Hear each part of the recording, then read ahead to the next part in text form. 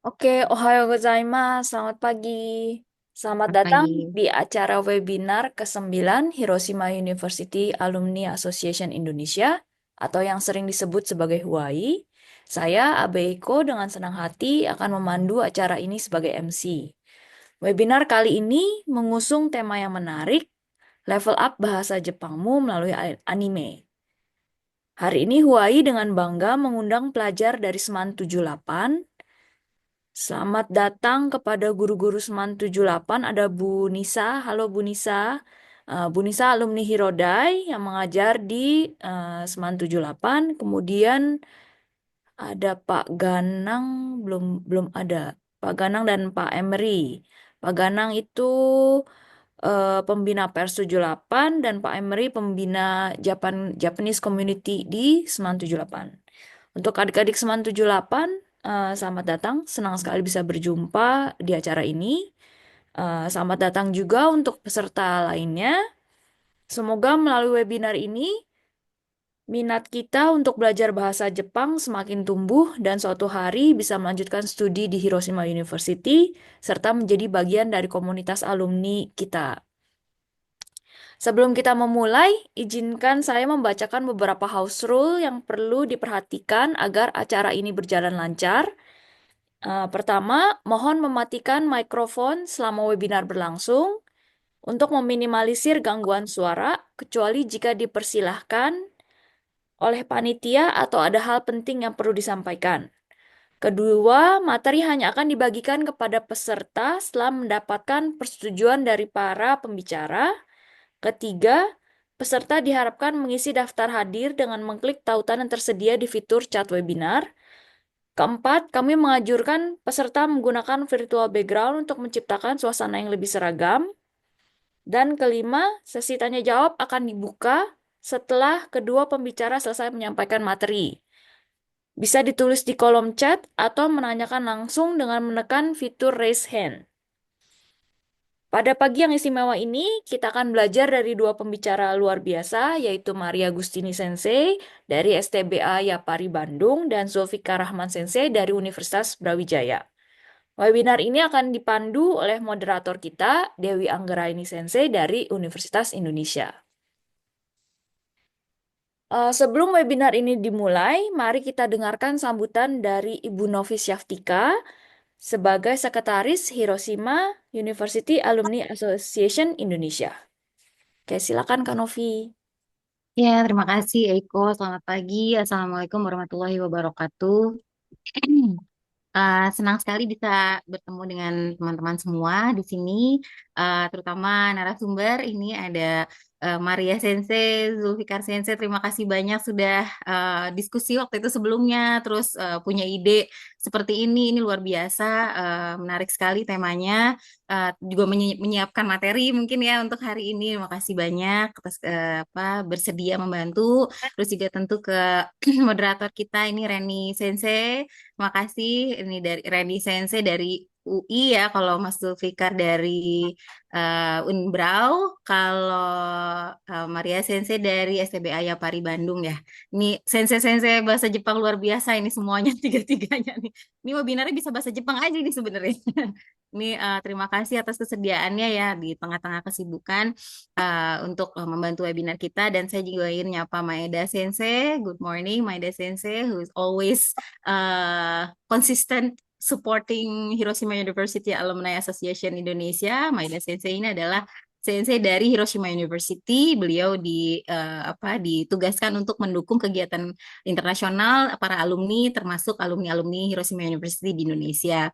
Terus tentu saja ke Eiko yang sebagai apa namanya eh, core of the core-nya HUA ini yang mengurus segala sesuatu daily activity dari asosiasi alumni kita. Terima kasih Eiko.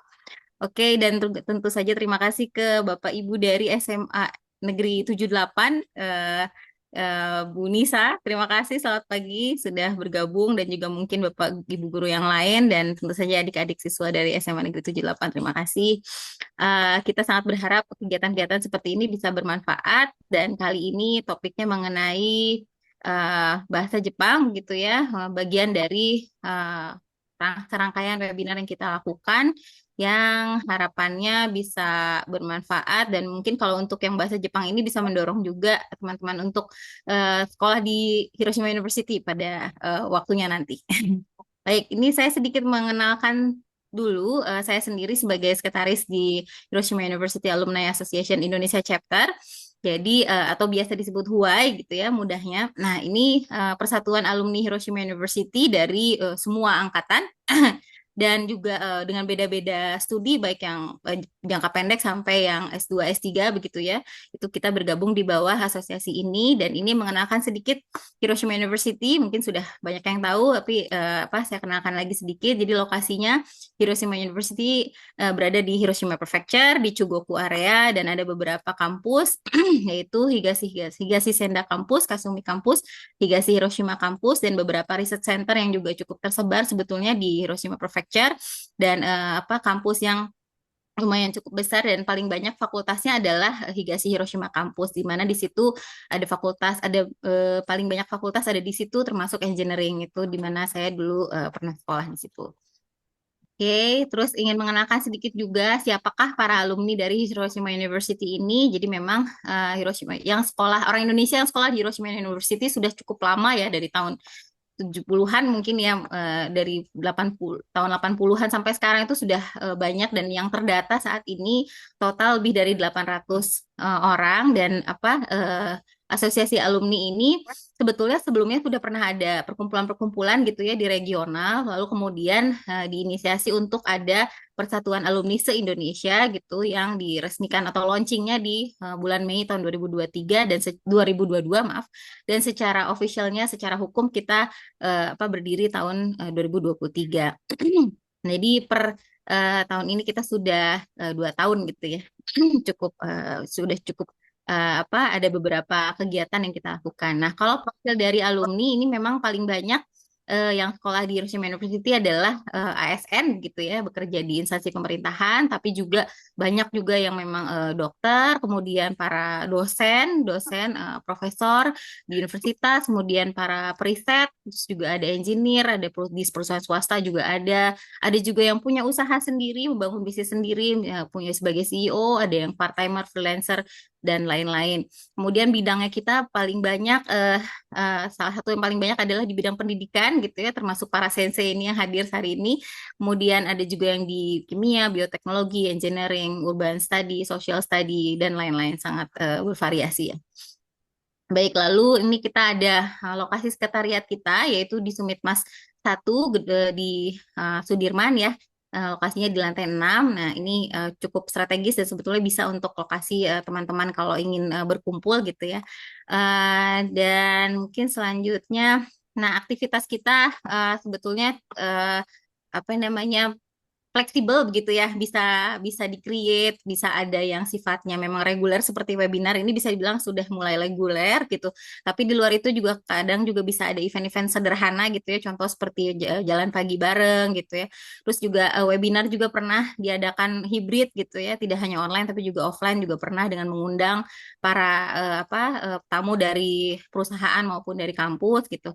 Terus juga ada ini foto yang paling yang yang banyak orang sekali ini adalah pada saat acara launching tadi yang bulan Mei tahun 2022 dan ini berbagai dokumentasi kegiatan kita. Kemudian kita ada merchandise, jadi untuk membantu dan mendorong kegiatan kita karena pasti kegiatan perlu dana begitu ya.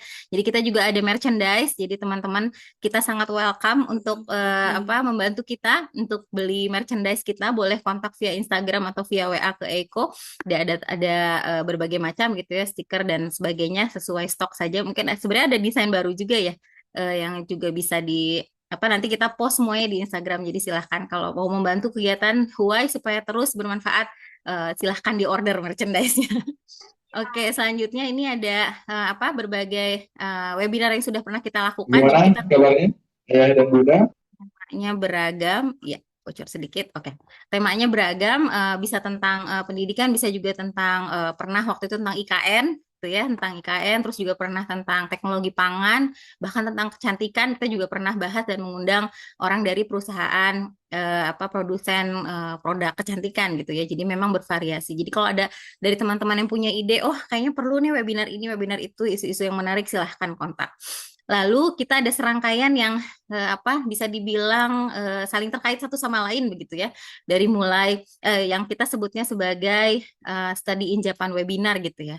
Jadi dimulai dari mengenai tes untuk masuk sekolah atau kuliah di Jepang yaitu EJU itu pernah diadakan, kemudian bergeser ke S1 gitu ya, pernah info mengenai S1 dan saat itu kita undang sensei yang mewakili program S1 bahasa Inggris di Hiroshima University namanya Integrated Global Studies. Terus pernah juga sharing dari mahasiswanya sendiri yang memang masih aktif saat ini. Kita bekerja sama dengan PPI Hiroshima, itu ada para narasumber yang sharing bagaimana suka duka menjadi student di sana yang untuk S2 dan S3 gitu. Jadi sebagai kelanjutannya. Lalu nah setelah S2 S3 lanjut juga kita ada webinar bekerja gitu ya sebagai kelanjutannya. Ini yang sharing juga alumni Hiroshima University yang sudah beberapa tahun secara profesional bekerja di perusahaan dengan lokasinya juga di sana di Jepang.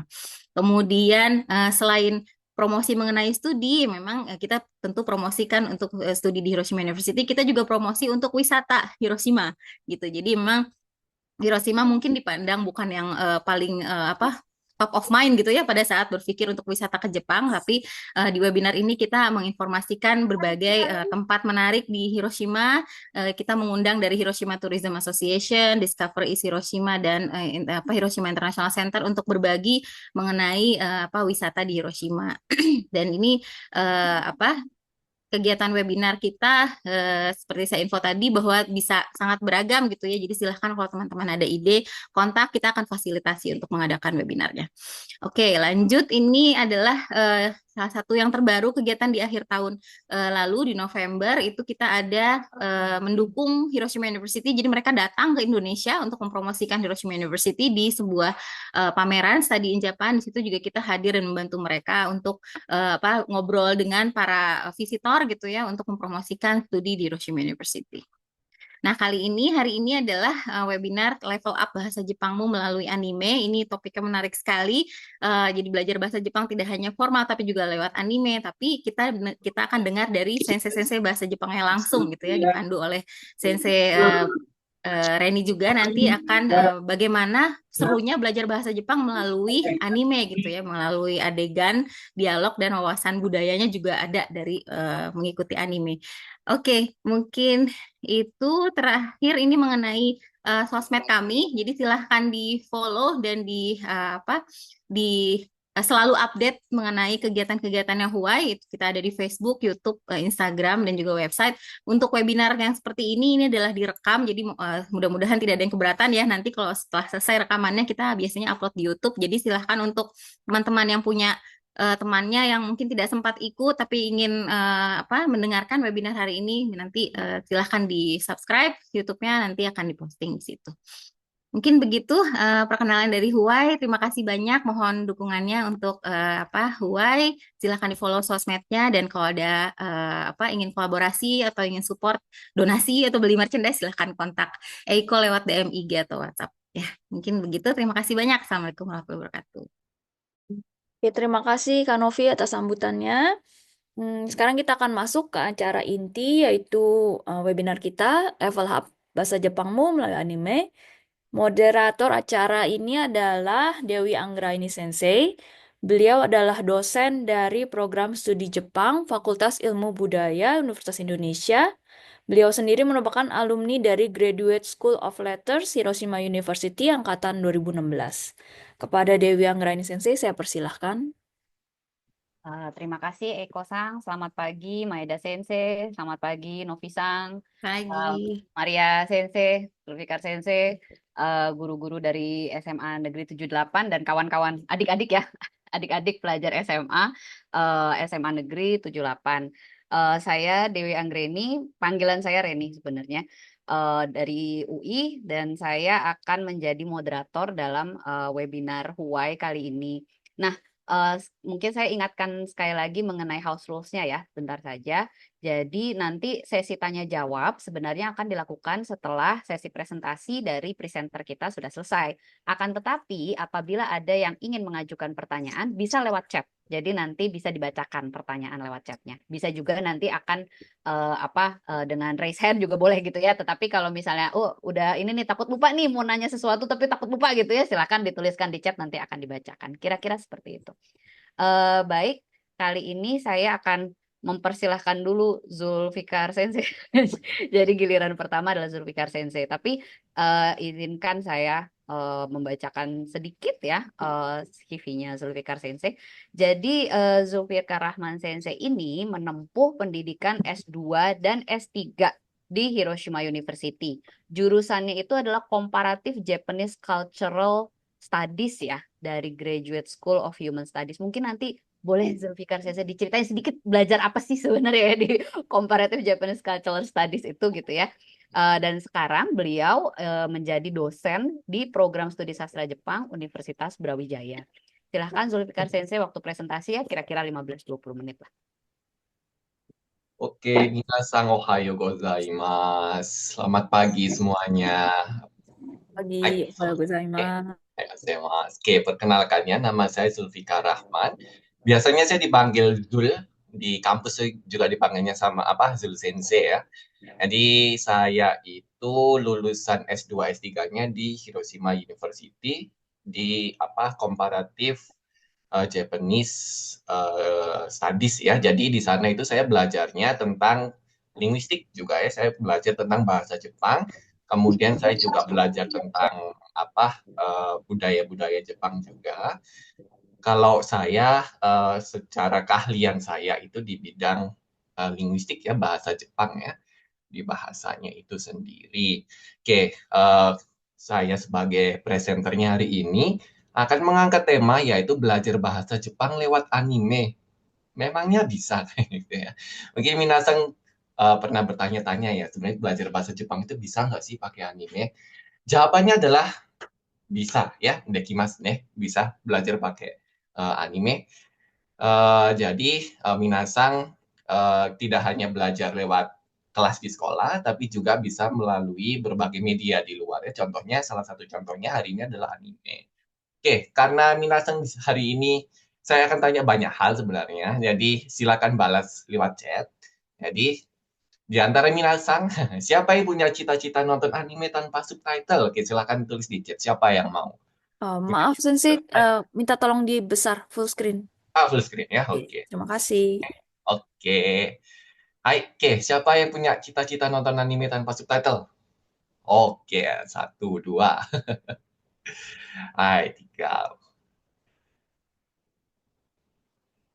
Oh, nih, nih. Wah, ini saya pikir minasang yang punya minat dengan Jepang, yang suka nonton anime Jepang pasti suatu saat ingin nonton anime tanpa subtitle ya. Oke, ini sekedar intermezzo aja ya. Oke, tapi biar bisa nonton anime tanpa subtitle tuh butuh berapa lama sebenarnya? Mungkin minasan juga bertanya-tanya. Yang jelas belajar bahasa itu butuh beberapa tahun ya. Jadi tidak hanya bahasa Jepang saja, bahasa apapun, bahasa Inggris juga itu kalau mau nonton film tanpa subtitle atau mau bisa bahasa Jepang tanpa melalui kelas atau kursus itu pasti butuh beberapa tahun. Karena perlu memahami banyak kosakata terlebih dulu ya. Kemudian minasang juga tidak hanya kosakatanya saja, tapi juga harus mengerti budayanya, konteksnya bagaimana, dan lain sebagainya. Karena budaya Indonesia tidak sama dengan budaya Jepang ya. Kalau orang Indonesia tuh kan budayanya ngomongnya belak-belakan tuh. Sesuai dengan yang dimaksudkan itu sesuai dengan kosakata yang diutarakan oleh seseorang. Nah, kalau orang Jepang itu enggak, dia tuh enggak langsung biasanya. Jadi kayak nyindir kayak gitu itu ada ya budaya kayak gitu ya. Jadi nolak tapi secara halus, nolaknya itu enggak bilang tidak ya, tapi saya pikir lebih dahulu misalnya kayak gitu. Di budaya itu dia punya budaya yang mengutarakan pesan itu secara tidak langsung ya. Oke, cara-cara belajar bahasa Jepang itu tentu saja ada banyak ya. Jadi minasa mungkin yang di SMA sudah atau di universitas sudah belajar bahasa Jepang, tentu saja belajar di lembaga. Kemudian ada juga tempat belajar yang di non lembaga.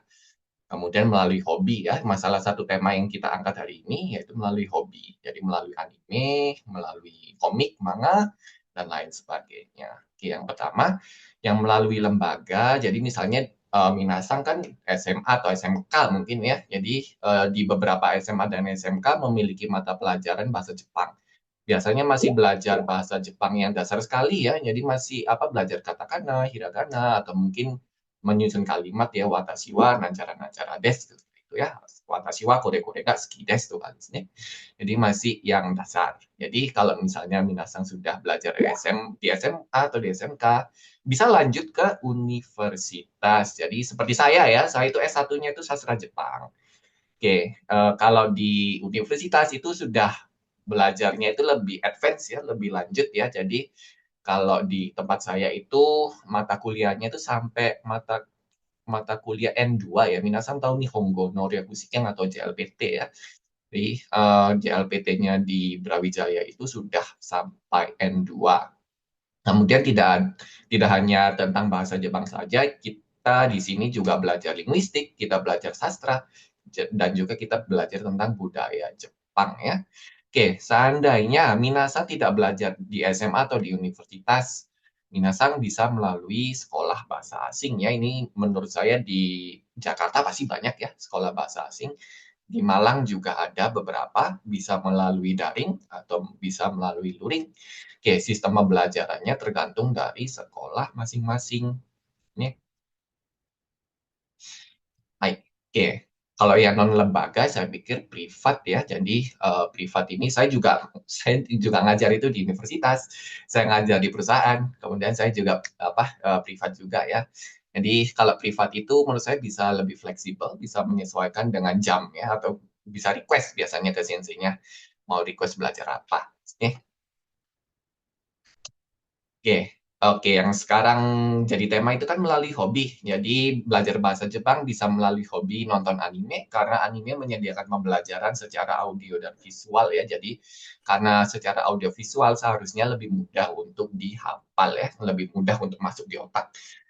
Oke, jadi belajar melalui anime ini mungkin bisa dikatakan lebih efektif daripada belajar melalui novel, melalui komik dan lain sebagainya. Karena kalau novel komik ini kan hanya berupa gambar ya, berupa tulisan juga. Jadi eh, apa merasa kurang gitu ya. Indera yang dipakai cuma mata aja. Sementara kalau anime itu kan bisa didengar, bisa dilihat dan lain sebagainya. Ini. Oke. Ya, tadi seperti yang sudah saya jelaskan, belajar lewat anime itu bisa, tapi butuh waktu dan butuh ketekunan. Jadi, saya itu ngajar online di sebuah perusahaan Jepang, itu juga menyediakan kelas bahasa Jepang untuk orang Indonesia. Itu ada satu murid, dia bisa bahasa Jepang, kaiwanya, percakapannya itu dia sudah bagus, mengerti percakapan sehari-hari. Itu ketika kami tanya, itu belajarnya itu sekitar 2 tahun untuk bisa level dasar, percakapan level dasar melalui anime ya, belajar melalui anime saja itu 2 tahun. Jadi buat anime dan tentu saja harus belajar secara otodidak ya. Oke, oke. Jadi kalau nonton anime ini apa aja sih keuntungannya? Jadi bisa memahami kehidupan dan budaya di Jepang. Contohnya budaya sekolah ya, mungkin yang eh, minasang yang suka nonton anime tema sekolah misalnya kayak gitu ya. Cuman ya beda ya. Kalau sekolah di Jepang itu kan eh, sama sebenarnya kayak kita ya. Cuman kalau Seifuku bajunya itu benar-benar mirip ya. Mereka tuh musim dingin itu masih pakai rok pendek loh ke sekolah itu masih pakai rok pendek dan beneran naik sepeda mereka. Kalau di anime kan juga kalau nggak jalan kaki naik sepeda ya itu beneran. Cuman ada beberapa yang dia tidak sama ya. Contohnya kalau di anime itu kan rambutnya warna-warni ya, bisa pink, bisa coklat, bisa kuning, bisa merah kayak gitu ya. Kalau di Jepang kan tidak boleh. Sama dengan orang-orang Indonesia pada umumnya di sini. Oke, kemudian belajar anime untungnya itu bisa menirukan pelafalan atau intonasi kosakata ya, sehingga bisa semirip mungkin nanti dengan orang Jepang. Jadi karena dengar, ucapkan, nanti itu bisa mirip ya, mirip dengan orang Jepang. Oke, dan sekarang anime bisa diakses dengan mudah secara online ya, bisa nonton di Netflix dan lain sebagainya.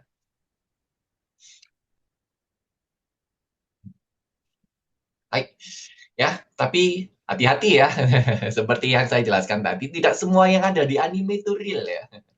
Jadi di anime itu beda dengan dunia nyata. Contohnya ya, karena saya ini orang bahasa, jadi saya akan beri contohnya saja ya. Ya, jangan gitu ya dek ya, jangan ditiru ya. Apalagi nanti keceplosan ngomong ke orang Jepang langsung atau ngomong ke sensei kalian ya. Jadi misalnya kalau bahasa Jepang itu pakai watashi atau maboku atau kalau ke teman pakai ore itu boleh.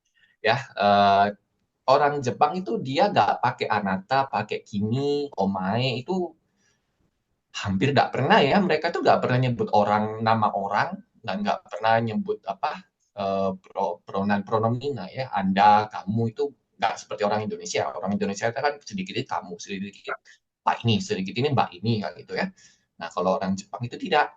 Nah kalau di anime itu ada oira, ada sesha, ada kisama, ada teme. Ini jangan diikuti ya, jangan dihafal ya. Jadi seenggaknya yang watashi atau boku sama ore ini boleh lah ya, boleh lah diikuti ya. Oke, kalau oira sama sesha ini kan orang samurai ya, jadi di anime samurai ini biasanya muncul ya. Jadi karena Minasang ini bukan samurai, jadi tidak usah diikuti ya. Kemudian kalau nonton anime ini juga ini ya paling sering ya teme ini ya, ini nggak boleh ya Minasang ya. Ini kasar sekali. Apalagi nanti ngomong ke orang Jepang ya, ini nggak boleh. Kasar sekali di sini. Omae itu kok juga ya, mungkin Minasang juga pernah dengar. Ini biasanya kalau lagi marah misalnya itu pakai omae atau misalnya kalau benar-benar akrab itu baru pakai akrab pun tapi nggak pakai omae ya, lebih pakai namanya ya mungkin ya. Oke, mungkin di anime juga pernah dengar nama Washi ya. Washi ini dia dari Hiroshima itu Hiroshima Bank ya, dialek Hiroshima itu ada sebenarnya. Ini kemudian kalau di akhiran ya, misalnya minasan di SMA kan belajar harimas, imas dan sebagainya ya. Jadi kayak desyo, desne itu dipakai ya. Kemudian kalau minasan nonton Naruto jangan diikuti ya. Ada Tate Bayo, ada Tete Pasa dan lain sebagainya ya. Akhiran kayak ini jangan diikuti karena di dunia nyata ini tidak ada ya. Naruto ya atau One Piece ya. Jadi ini juga One Piece yang sering nonton One Piece nih. Cara ketawanya jangan diikutin ya. Kayak Kurohige nih, sih hahaha kayak itu nggak ada ya. Terus Yururur itu juga nggak ada ya. Jadi orang Jepang itu tertawa sama kayak orang Indonesia pada umumnya. Ini pakai haha aja ya. So, kemudian orang Indonesia bukan orang Indonesia, orang Jepang itu mereka benar-benar agak hati-hati ya dalam berbicara. Jadi kalau di Jepang itu benar-benar memperhatikan kayak apa status atau kedudukannya. Jadi kalau misalnya senpai atau kakak kelas kita itu kita pakai yang sopan. Tapi kakak kelas ke kita itu tidak perlu pakai bahasa yang sopan kayak gitu. Nah, tidak perlu bukan berarti tidak pakai ya. Jadi ada beberapa senpai yang dia juga pakai kosakata yang sopan ke adik tingkatnya. Kemudian ke sensei apalagi ya, ke sensei lebih harus hati-hati lagi daripada ke senpai. Kata-kata ke sensei tidak boleh sama dengan kata-kata ke senpai ya. Jadi harus ada orang Jepang itu benar-benar memperhatikan apa yang diucapkan. Baik. Oke ya, ini ya hati-hati ya minasang ya kalau belajar bahasa Jepang. Yang di anime itu tidak sama dengan dunia nyata ya. Oke, oke. Untuk dari saya ada rekomendasi anime. Tentu saja minasang suka ya nonton anime ya. Oke, untuk saran belajar bahasa Jepang lewat anime itu anime kayak apa ya? Mungkin pernah kepikiran. Jadi anime yang santai aja kayak Slice of Life. Itu nanti beberapa saya sebutkan contohnya. Yang ngomongnya itu santai. Nggak usah yang ngomongnya kenceng-kenceng ya.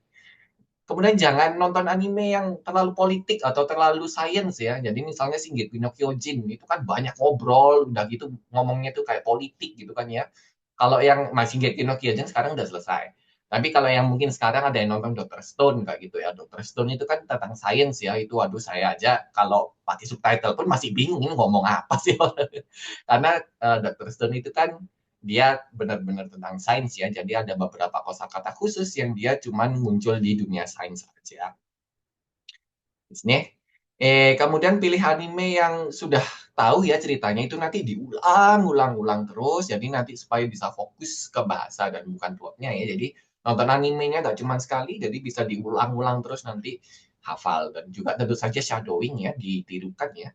Jadi dengar, baca, dengar, baca, dengar, baca. Anime-anime yang bisa ditirukan seperti itu ya. Jadi beberapa contohnya mungkin ada Barakamon ya, minasan Barakamon, tahu kan? Tahu kan?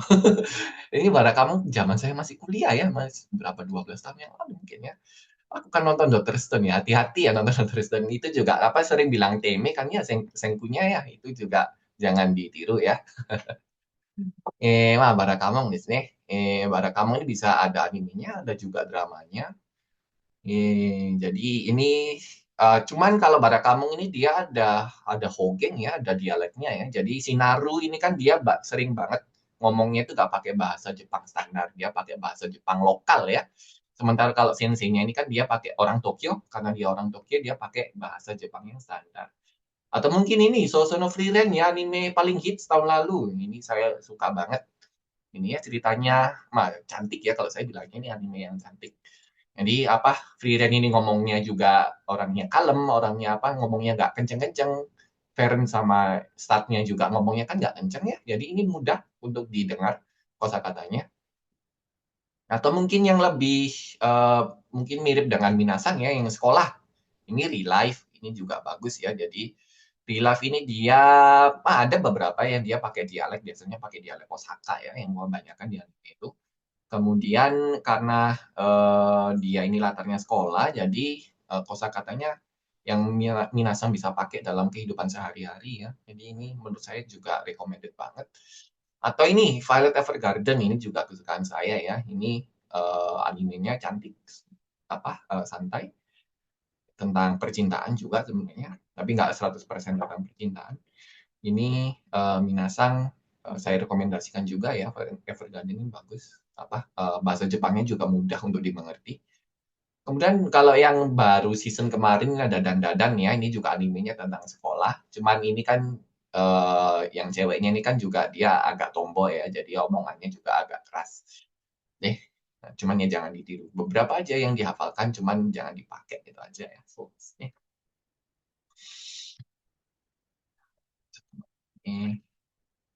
Hai, oke, mungkin dari saya sekian dulu. Oh ya, sebelum selesai dari saya, Minasang bisa tulis di chat. Minasang sedang nonton anime apa atau anime kesukaan Minasang apa? Silakan ditulis di chat.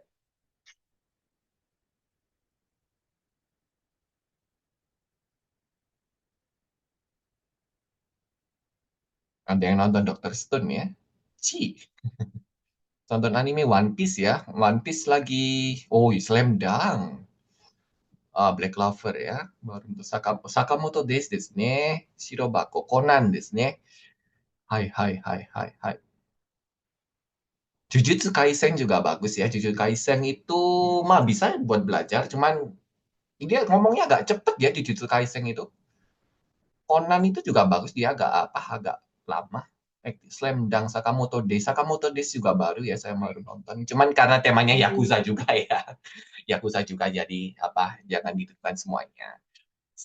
Demon Kimetsu no Yaiba boleh, Kimetsu no Yaiba. Haikyuu ですね、One Piece、そうですね、呪術廻戦、ダダダン、コナン、モンスターdi Netflix 先生、はい、坂本です。Seluruhnya free, dan si Koko Seinen Nichijou ini bagus ya. Dan si Koko Seinen Nichijou ini juga bagus buat belajar.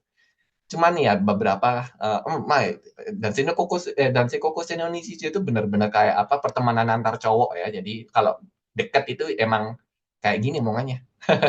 Dan si Koko Seinen Nichijou benar-benar bisa dijadikan referensi ya. Skate Dance juga, Skate Dance ini agak lama ya animenya. Skate Dance masih kuliah. Solo Leveling ini dari Korea ya. My Hero Academia, oke, so desu ne. Kebanyakan ini saya sudah nonton semua ya, dan Frieren, Actisis itu ya nonton itu di Dr. Stone, Bocchi, Eizouken, Gintama ini, ya Gintama ini pasti ngawur ya. Mahogakui, so saya ini nggak nonton ya. Hai, ini desu ka ne? Oke, terima kasih banyak minasan. Hai. Dari saya sekian, nanti kalau ada tanya-tanya bisa melalui chat. Jadi sesi berikutnya saya serahkan ke moderator. Terima kasih. Oke, terima kasih Zul Sensei. Saya lihat tuh di chat kayak antusias banget ya nanggepin. Saya tuh jadi Natsukashi loh, jadi rindu karena saya juga baru belajar bahasa Jepang itu kan di S1 ya, pas masuk apa sastra Jepang UI ya S1. Tapi dulu juga cita-citanya gitu mau baca manga sama nonton anime atau dorama tuh nggak pakai subtitle. Segampang itu alasannya. Untung survive ya. Untuk survive ya. Untung survive ya Untuk karena survive ya memang S1 ya, Sensei. untuk survive luar biasa dari perjuangannya. Tapi itu ya kadang-kadang kalau kita motivasinya memang organik ya asli dari diri kita sendiri itu benar-benar dorongan loh adik-adik, dorongan banget percaya deh. Kalau tujuannya tuh murni itu kadang-kadang tuh malah itu yang mendorong kita untuk survive gitu. Betul Itu sekali. aja sih. Dan kalau boleh berbagi sedikit, ini anime baru semua ya Sensei ya. Ya, bagus. Zamannya saya itu Rurouni Kenshin, Inuyasha sama Fruits Basket. Saya nggak tahu Nah, apakah diputar lagi ya, tapi Fruits Basket kayaknya aman ya buat terus belajar. basket masih ada, Sensei. Masih ada kan ya? Itu aman Inuyasha, juga tuh. Inuyasha itu sekarang di remake kalau nggak Udah salah. di udah di remake ya. Kalau Kenshin itu saya jadi udah apal dulu tuh sejarah Jepang Meiji tuh. Pas kuliah tuh udah kayaknya paling bisa menjawab gitu. Karena seneng gitu ya. Oke, baik terima kasih banyak ya Zul Sensei. Nah, berikutnya nih adik-adik kita akan masuk ke pembicara kedua ya, yaitu Maria Agustini Sensei. Nah, Maria Sensei ini menempuh S2-nya di Hiroshima University jurusan linguistik ya, di Graduate School of Letters Hiroshima University. Mungkin nanti Maria Sensei juga bisa nih cerita-cerita sedikit apa sih yang dipelajarin di linguistik Hmm. begitu ya. Dan Ya, sekarang beliau menjadi dosen di STBA Yapari Bandung. Silahkan Maria Sensei. ya. Assalamualaikum warahmatullahi wabarakatuh. Selamat pagi semuanya. Ya, perkenalkan saya Maria. Sekarang saya mengajar di STBA Yapari Bandung. Sebelumnya saya S2-nya di Hiroshima University, tadi di Graduate School of Letters, mengambil jurusan linguistik. Jadi waktu di Hirodai, saya mengambil jurusan linguistiknya secara umum. Jadi bukan linguistik Jepang saja, tapi di sana juga saya belajar gimana sih karakter-karakter bahasa lain gitu ya. Saya dulu saya belajar ada bahasa Italia karena memang waktu itu senseinya uh, keahliannya memang linguistiknya di bidang bahasa Italia, kemudian bahasa Perancis juga, ada bahasa Arab gitu ya. Jadi belajar jenis-jenis atau karakter gitu ya, linguistik dari berbagai bahasa. Uh, Tentang anime sendiri, ini sebetulnya saya juga dulu nonton anime itu sama kayak Reni Sensei ya. Dulu saya tuh suka banget tentang Rurouni Kenshin gitu ya. Samurai X gitu. Itu seneng banget saya nonton Rurouni Kenshin sampai mungkin nggak sengaja entah itu ada mungkin ada benang merah pas saya belajar linguistik. Dulu ada saya mengambil mata kuliahnya itu linguistik historis komparatif. Jadi di situ belajar tentang perubahan bahasa Jepang mulai yang dari zaman dulu gitu ya, zaman zaman tadi misalnya sebelum Heisei gitu ya, ada Showa sampai bahasa Jepang yang sekarang dipakai. Misalnya kalau di Rurouni Kenshin itu ada kan guzaru guzaru gitu ya, akhir-akhir ya. Atau misalnya penggunaan kisama itu perubahannya nanti seperti apa gitu dan dipakainya sekarang di bahasa Jepang modern itu seperti apa. Jadi saya juga dulu tuh belajarnya dari anime dan kebetulan ternyata nyambung gitu ya sama yang saya pelajari ketika saya di Hirodai. Oke, tadi tentang anime ya, mungkin tadi banyak tentang anime yang baru. Tapi kalau anime yang baru, ada yang nonton Spy X di sini. Saya lagi suka nonton Spy X, Anya, gitu ya. Sekarang lagi rewatch lagi. Kemarin-kemarin saya juga nonton filmnya karena ada filmnya kan ya. Kayak yang suka nonton Spy X, nah saya juga lagi nonton ya rewatch lagi Spy X. Oke, Zul Sensei mungkin bisa tolong di uh, next slide. Oke, kalau ini cara-cara belajarnya bahasa Jepang ya. Ini kalau Zul Sensei banyaknya tadi ya sudah disebutkan nonton anime-anime yang ringan gitu ya, anime yang ringan, yang slice of life seperti itu. Nah, dari komik juga, dari YouTuber, terus sekarang karena ada media sosial ya dari Instagram, kemudian chatting dengan orang-orang Jepang gitu. Oke, kalau saya gimana belajar dari anime yang tadi? Kalau saya biasanya tadi ngambil animenya itu yang dialognya sederhana gitu ya. Dulu dulu tuh yang ngambilnya yang sederhana-sederhana dulu gitu ya. Terus biasanya nanti yang ada subtitlenya gitu. Karena saya juga awam gitu ya belajar bahasa Jepang itu kebanyakan otodidak. Jadi ada subtitlenya dulu dalam bahasa Indonesia atau bahasa Inggris. Nah, setelah itu biasanya saya rewatch lagi tuh kalau misalnya plotnya udah suka, saya biasanya rewatch. Nah, nanti belajar apa ekspresi atau istilah ya yang digunakan. Kemudian saya biasanya tadi kalau kata Zul Sensei itu shadowing. Nah, shadowing itu biasanya kita dengarkan kemudian kita ulangi lagi ucapan kembali gitu ya sesuai dengan intonasi dan pengucapan dari native-nya. Kemudian kalau sekarang ya sekarang karena udah banyak vlog gitu, saya juga nonton-nonton vlog atau konten-konten yang ada di media sosial gitu ya. Untuk game saya nggak terlalu sering main games gitu ya, jadi saya tidak belajar melalui games, banyaknya tadi dari anime atau misalnya film-film. Ya. Next slide, Zulzazek. Oke, tadi kan kalau misalnya Minasa yang audiovisual gitu ya, yang suka animenya dari misalnya yang gambarnya bergerak gitu ya, kemudian suaranya juga ada efeknya gitu. Tapi kalau misalnya Minasang yang suka misalnya hanya, oh saya sukanya baca nih gitu ya, saya baca tapi saya sukanya yang berkaitan dengan anime-anime gitu ya atau manga. Nah, ini sebetulnya ada website yang bisa kita gunakan gitu ya. Jadi di https anime manga.jp. Nah, ini kita bisa pilih kalau di sini bahasa Indonesianya belum ada, jadi kita bisa pilih nanti bahasa Inggris gitu ya. Nanti bisa diakses, mungkin sekarang juga bisa sambil diakses. Nah, di sini tuh bentuknya ya seperti komik, tapi di situ ada audionya. Jadi kita bisa mendengarkan cara baca gitu ya, kemudian intonasi, ekspresinya seperti apa. Jadi kita bisa pelajari di sini. Gitu ya. Jadi bisa sambil rebahan gitu ya di handphone gitu. Walaupun banyak aplikasi yang lain mungkin tentang anime atau manga. Nah, ini adalah salah satu yang bisa nanti teman-teman gunakan gitu ya untuk belajar tadi melalui anime. Kenapa saya rekomendasikan ini? Karena dia dikelompokkan jadi 3 bagian sebetulnya. Ada yang level dasar gitu ya, level menengah, kemudian ada yang levelnya level Jokyu atau up ya.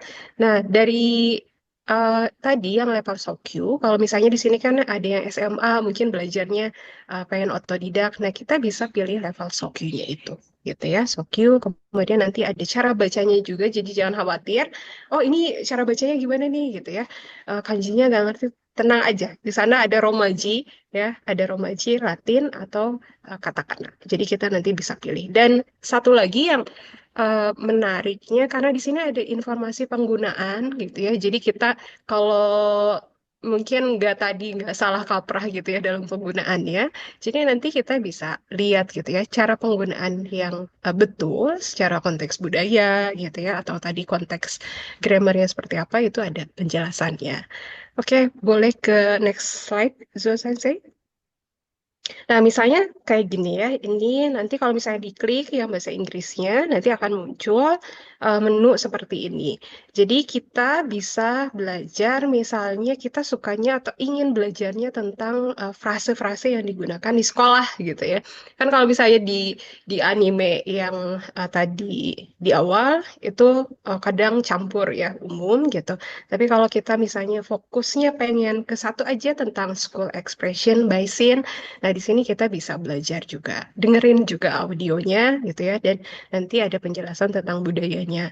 Ini banyak, jadi satu satu tema ini bisa nanti ada 13 atau 14 materi gitu. Jadi kita bisa lihat gitu. Dan itu materinya itu sedikit-sedikit tapi memang konteksnya itu menurut saya udah disesuaikan gitu ya. Jadi buat yang sokyu, yang dasar ini insya Allah bisa mengikuti gitu ya. Kemudian kalau bosan nih ya, kalau misalnya bosan, di sini juga ada nanti kotoba-kotoba atau misalnya istilah-istilah ya kosakata yang berhubungan dengan ekspresi yang tadi. Kalau misalnya minasang sukanya tadi yang tentang sekolah gitu ya. Nanti di sini ada penjelasan-penjelasan atau kuis gitu ya tentang istilah-istilah bahasa Jepang yang memang nanti dipakai ketika di sekolah yang realnya di Jepang itu seperti apa. Kemudian kanji, yang suka kanji gitu ya, yang suka kanji juga ini bisa ya. Ada kanji gamesnya di sini. Tapi kalau kanji games ini temanya gitu ya, ada 4 sih di sini. Ada ninja, tentang ninja, kemudian tentang percintaan gitu ya, samurai atau yang school kanji juga tadi ada ya di sini. Jadi ini nanti bisa disesuaikan saja mana yang ingin dipelajari gitu ya. Minasang nanti teman-teman tertariknya ke eh, informasinya tentang apa gitu ya, nanti bisa dilihat atau dicoba di menu-menu yang ada di sini gitu ya. Jadi ini tadi kalau misalnya untuk tipe-tipe yang sukanya misalnya oh saya lebih suka baca gitu ya, tapi baca anime bisa tadi anime manga yang ini ya. Tapi kalau misalnya yang sukanya tadi audio visual dengan gambar bergerak mungkin ya lebih baik ya pakai tadi anime-anime yang memang Zo Sensei tadi sebutkan begitu ya. Oke, lalu untuk tadi ya, ini kan ada penggunaan bahasa gitu ya, tentang konteks penggunaannya. Kalau Taylor Swift, mungkin di sini ada fans ya Taylor Swift. Taylor Swift di lagunya itu bilang ada lost in translation ya. Kadang-kadang dalam penggunaan budaya kita suka, oh tadi saya dulu Gozaru Gozaru ya di Rurouni Kenshin. Oh ternyata itu konteksnya tidak digunakan dalam bahasa Jepang modern gitu ya, tapi bahasa Jepang modern misalnya pakai mas, des gitu ya. Jadi jangan sampai tadi ya ada um, miskom mungkin ya, miskom kita mau maksudnya pakai bahasa Jepang tapi jadi misalnya terdengarnya aneh gitu ya sama orang Jepangnya. Jadi silakan kalau misalnya mau coba ini bisa diklik gitu ya. Selain manga, anime manga ini tentu saja banyak yang lain gitu ya. Minasang bisa sebetulnya cari sendiri ya, tapi saya mungkin salah satu yang merekomendasikan website ini. Oke, Zuo Sensei bisa tolong ke next slide. Nah, tadi ya, gimana sekarang kalau kita pengen ke Jepang gitu ya. Kalau tadi kan belajar bahasa Jepang gitu ya. Nah, sekarang gimana kalau caranya kita pengen ke Jepang gitu. Nah, banyak sekali sebetulnya akses gitu ya kalau kita ingin belajar ke Jepang gitu. Salah satunya kalau misalnya minasang mau dengan beasiswa, nah beasiswa yang paling mungkin yang paling banyak dipakai gitu ya untuk pembelajar bahasa Jepang itu Membusho atau kita kenal dengan Max gitu. Nah Max sendiri dia itu ada 2 jenis, ada yang G2G. Kalau G2G ini eh, penyelenggaranya kedubes gitu ya, kedubes Jepang. Kemudian kalau U to U, nah ini biasanya rekomendasi antar universitas gitu ya. Misalnya saya dulu di UPI gitu ya, kemudian karena UPI punya kerjasama dengan Hirodai gitu, jadi saya ikutnya programnya yang U to U gitu. Jadi university to university. Kalau misalnya yang G2G, ini karena government to government, jadi tesnya di kedutaan Jepang yang di Jakarta gitu ya, yang dekat Bundaran HI di situ. Nah, untuk beasiswanya sendiri, ini ada S1, S2, atau yang baru lulus SMA, misalnya ingin melanjutkan kayak program D3 gitu ya, atau S1. Nah, ini juga bisa apply untuk Membusho ini gitu ya. Dan biasanya nanti untuk pendaftarannya, kalau S1, S2 itu di 25 November, atau biasanya di akhir-akhir tahun gitu ya. Tapi kalau misalnya Japanese Study, nah ini untuk teman-teman yang mungkin lagi program sekarang S1 gitu ya, S1 semester misalnya semester 5 atau semester 6 gitu ya, terus pengen belajar di Jepang 1 tahun, nah ini bisa pakai program Japanese Study. Jadi nanti 1 tahun di Jepang, kemudian pulang ke Indonesia tinggal skripsi gitu, yaitu untuk Japanese Study. Kemudian di slide selanjutnya, nah, Hiroshima University juga ini punya banyak program gitu ya. Tadi sama Bu Novi sudah disebutkan di awal.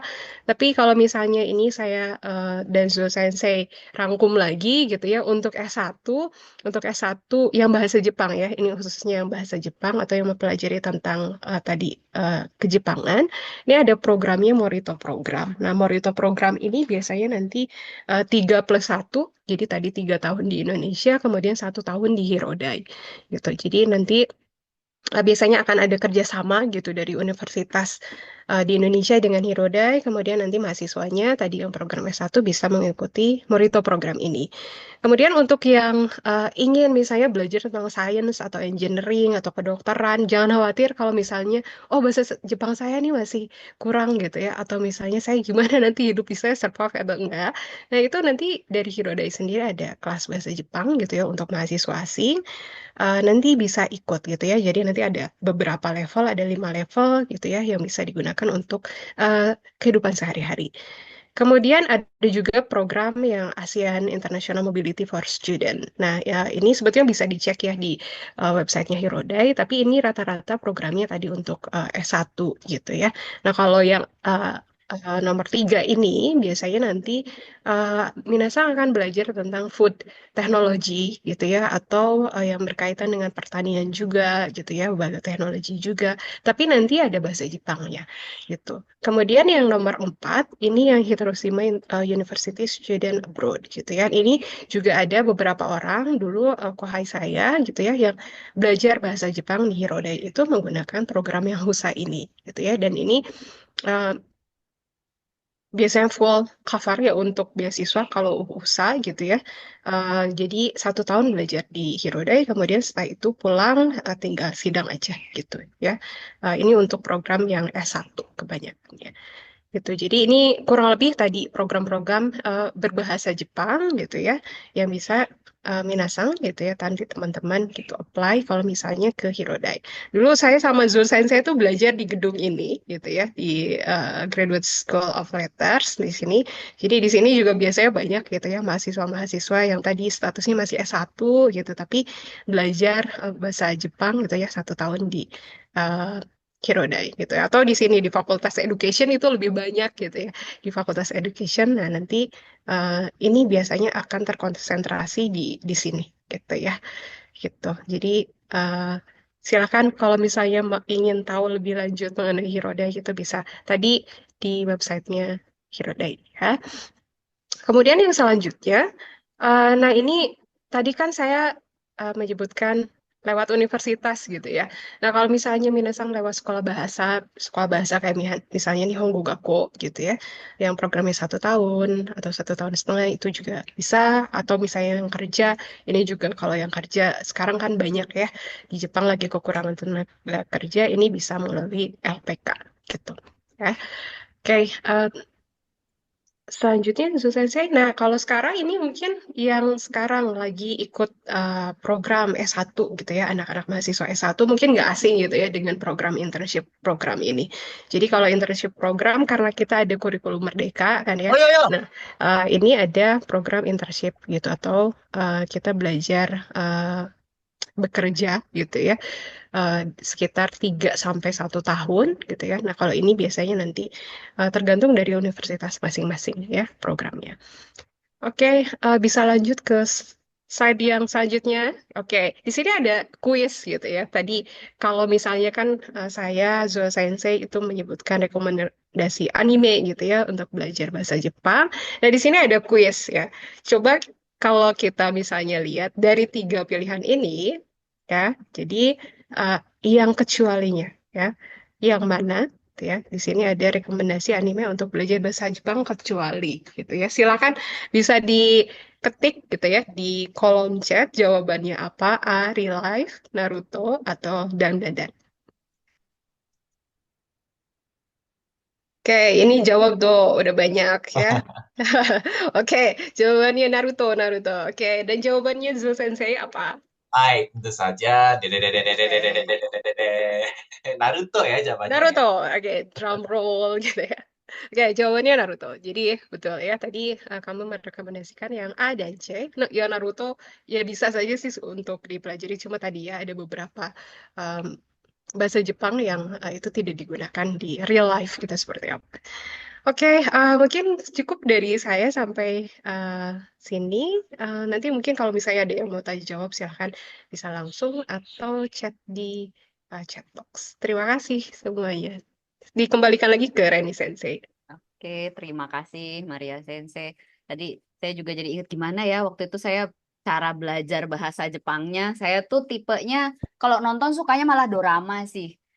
ya anime slice of life ya, tapi juga dorama, terus baca manga, tuh suka itu belajar nerjemahin sendiri kalau saya gitu. Itu Ya. juga apa bisa melatih gitu ya. Jadi nggak mau lihat subtitlenya, nggak mau baca terjemahannya, tapi nyoba-nyoba sendiri gitu ya. Ya kita belajar dengan cara macam-macam ya, menemukan keasikan masing-masing begitu. Eh baik, terima kasih banyak. Nah, sekarang kita buka ya sesi tanya jawab. Silahkan bagi yang ingin bertanya boleh raise hand ya, gunakan stiker raise hand dan bisa langsung menunjukkan pertanyaannya kepada Zul Senseka atau kepada Maria Senseka atau kepada kedua-duanya juga boleh. Kak, maaf kalau untuk Oh iya, kita foto foto dulu dulu ya kita. bagaimana? Oh iya, mohon maaf, saya terlupa. Baik, boleh di stop share dulu mungkin ya ini eh, PPT-nya. Oke, iya, mohon maaf saya lupa. Ada pesanan kita foto dulu ya untuk dokumentasi. Baik, kepada kawan-kawan mohon untuk menyalakan kamera. Yang mau foto Eko Sang ya. Oke, silakan. Ada Teresa Sensei juga nih. Teresa Sensei juga Hirodai. Sekarang gimana di Malang ya? Saya di Jogja. Di Jogja ya, di Jogja. Di mana? Di kampus? Oh, ya kemarin sempat ketemu dengan Su Sensei di vokasinya UGM Sensei. Oh iya. Oke, kita foto ya. Oke, 1, 2, 3. Sekali lagi, 1, 2, 3. Oke, sudah. Oke.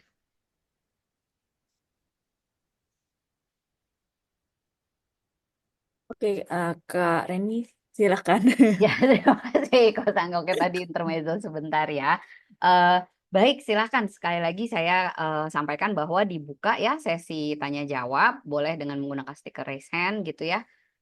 Tujukan pertanyaannya ke Zul Senseka, ke Maria Senseka, atau silakan kalau mau dijawab oleh kedua-duanya.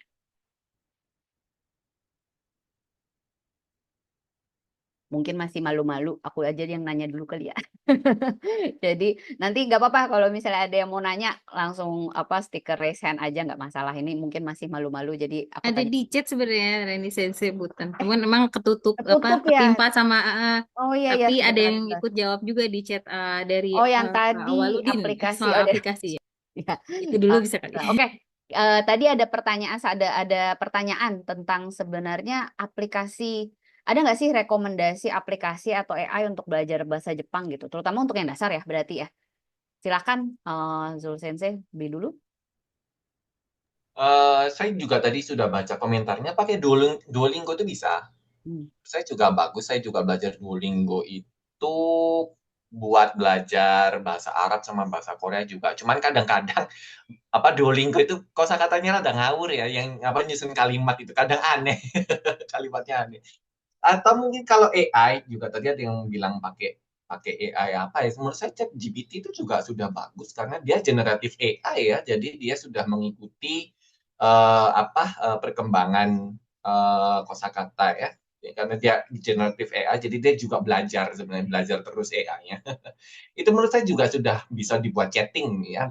Jadi bisa bisa setting misalnya, ayo belajar bahasa Jepang dasar aja yang mudah-mudah. Contohnya kayak bahasa Jepang yang sering dipakai anak-anak sekolah di Jepang itu apa? Nanti bisa diberitahu kan gitu. Menurut saya ChatGPT itu sudah bagus. Oke, terima kasih Zul Sensei. Maria Sensei gimana? Ada rekomendasi nggak? Oke, tadi selain Duolingo dan ChatGPT, ada satu lagi Mazi namanya. Mazi. Nah, di situ sebetulnya kita bisa gunakan juga untuk belajar bahasa Jepang gitu. Cuma kalau Mazi itu levelnya dia level menengah gitu ya, level menengah. Tapi di situ ada aplikasi di media sosial di Instagramnya ada gitu, websitenya juga ada gitu. Terus aplikasi biasanya juga ada gitu. Jadi itu juga bahasa Jepangnya sudah ya menurut saya udah bagus gitu ya, Mazi tadi. Itu ada pertanyaan dari Novisang. Mazi nulisnya gimana ya? Mazi, Mungkin bisa di M search M gitu. A Z Z, I-nya 2. Oh, Mazi. Mazi kayak gitu. Matsudaya. Oke, tapi sekarang memang metode apa medium pembelajaran udah semakin banyak ya, memang apa Betul, betul. beda banget dengan zaman kita gitu. Jadi sekarang tuh nggak heran ya kalau mahasiswa yang baru masuk tuh kayak udah lancar aja ngomongnya gitu ya.